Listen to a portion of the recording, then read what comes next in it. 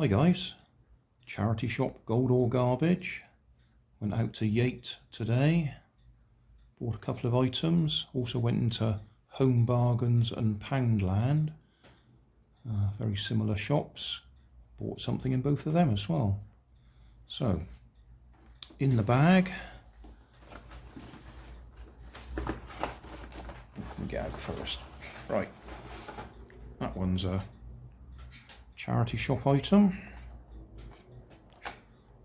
Saltwater supercars. I have played with saltwater cars in the past, so there will be a playlist in the video description.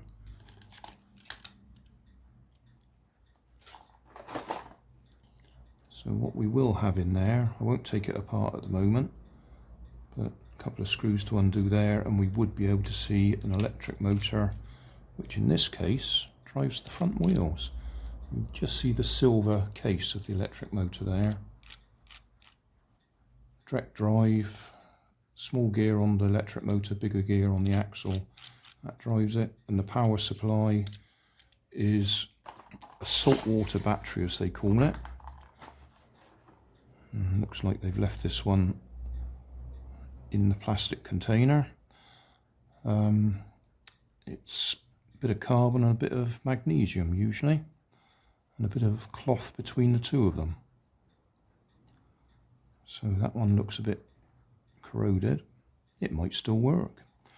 You add salt water to be the I've forgotten what it's called, the bit in the middle. And I expect if I put a battery across there, it would probably run. I could do that, couldn't I? Let's get a battery. A button cell should do. Right. A button cell. What's this one? An LR43. Whatever that might be. But they're 1.5 volts. So if I get that just right. Oh, moved a bit. Come on, you can do it. Yeah, there we go. In fact, that might be an idea if I can rig this up to run on a button cell instead of a saltwater cell. Because as I say, I've done saltwater cells before. Maybe I ought to do both. See if we can set it up to run on the saltwater cell, and then see if we can modify it to run on a button cell. So that's something to do. Put that back in there. Got the instructions in there, which is always handy.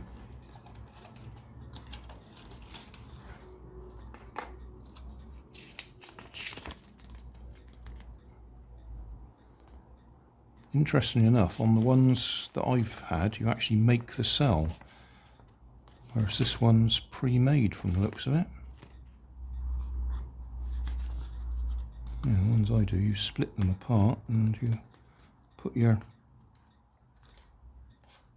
magnesium on one side, carbon on the other. Yeah, I'll need something a bit stronger than my nails to clip that apart.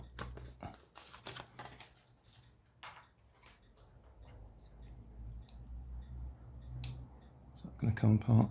Oh, it looks like they've sealed these, so you can't get them apart easily. I will. Nope, that's sealed down to make it hard. Alright, we'll do that in a separate video. Let's put that back together for now.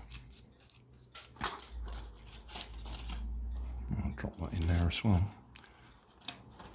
Right, so that one was Children's Hospice Southwest and cost me £1. So happy with that. Oh. Keep it all together. Right, next. Poundland. Some super glue. I get through that a lot for £1. I'm sure you used to get 4 in a pack. Next, can I get it out? Well, we'll do the other one, that's coming out easier. Charity shop, Children's Hospice Southwest. It's one of those ones you fill with helium. I did have a quick peek in the shop to make sure it at least had the transmitter. I do have a can of helium. I'm not sure if there's enough in there to inflate this one. But that's what I checked, that it had actually got the controller. And then these are the fins. This hasn't been used. This hasn't been used. Oh wow.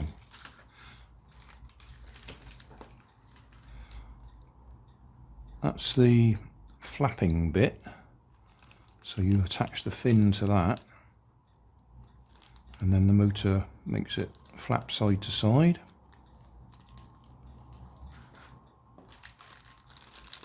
No, this has never been used. Oh wow, £1.99. I thought this was one that had been used.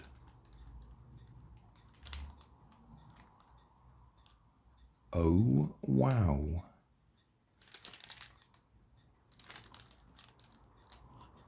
Motor in there, that moves this whole piece here backwards and forwards from the looks of it. That would change the centre of gravity, wouldn't it? Oh, I've got a bargain here. I didn't realise that. Wait. That's the actual balloon to blow up.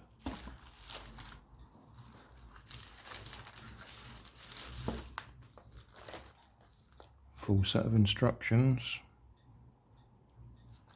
Oh wow, I didn't realise it had been unused.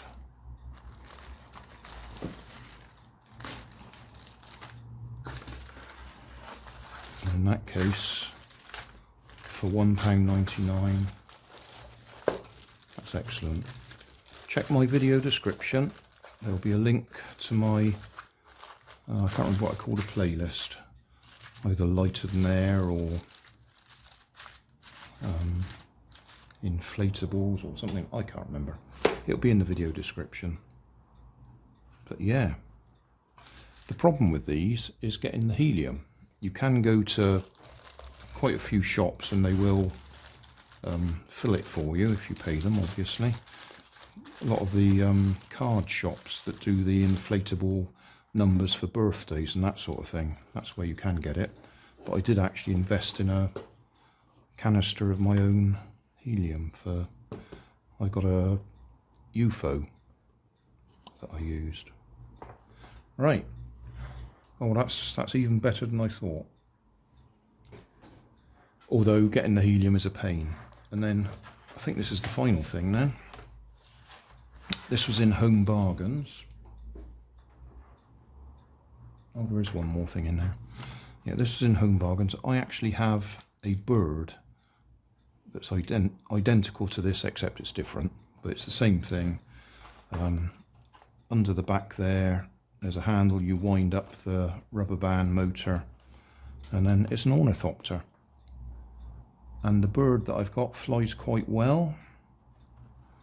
I can't remember how much I paid for it. I bought it in a charity shop, but this was only £1.99 in Home Bargains, and I thought, if it flies, which really depends on how good the rubber band is, but if it flies, that'll be great. Wind the handle on its tail up to 30 times, adjust its tail for takeoff, adjust the angle, press the lever under the wings to make them flap. What that is just there, you might see there's a little white lever. Until you press that, it's all locked in position. When you press that, that releases it and it starts flapping. might go and dig out the bird to go with it just so you can see it. There we are. So that's the bird that I bought. I bought that in a charity shop and that cost me £1.99 brand new. Flies up to 50 metres by flapping its wings. So same design.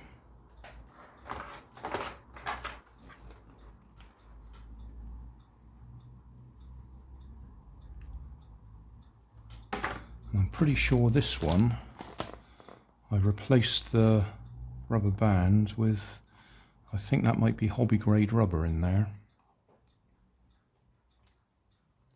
to make that one fly a bit further. Might be an interesting comparison just to see if that one is any good, although that hobby grade rubber may well be pretty old now, because I've had that for a few years. But seeing that one brand new at the same price, £1.99, I thought it was worth a try.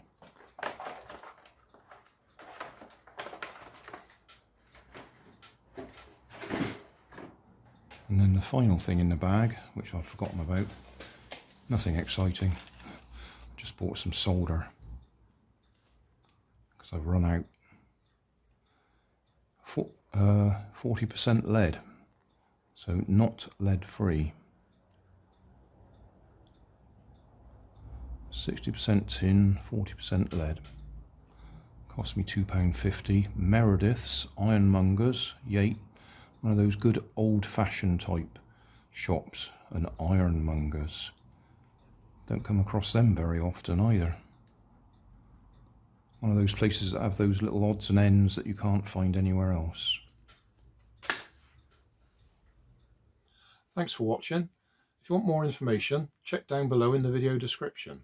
If you like this video, you might like this one up here. And if you want to subscribe, you can check out my channel over here. Up here is my latest video on my channel, and down here is a video playlist associated with the video you've just watched. Thanks again for watching.